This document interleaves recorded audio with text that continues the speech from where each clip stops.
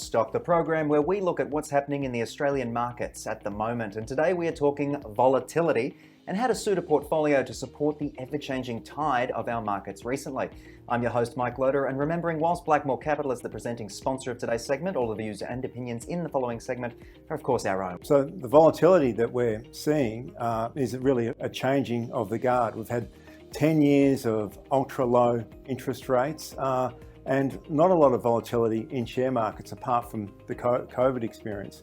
But now, with changing economic times, having a portfolio which is positioned for quality franchise businesses. And what we mean by that is companies that historically have shown greater earnings resilience, and that's through higher and more sustainable operating margins.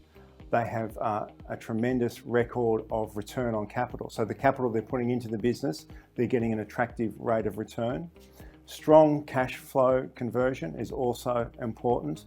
And one that is one of my favourites is a strong balance sheet. And through being in investment markets for 25 years, having a strong balance sheet and being able to invest counter-cyclically and also be able to survive when there are periods of downturn is incredibly important. Can you talk about some interesting meetings or discussions that you've had during the COVID pandemic, during all those lockdowns, and of course during this market volatility?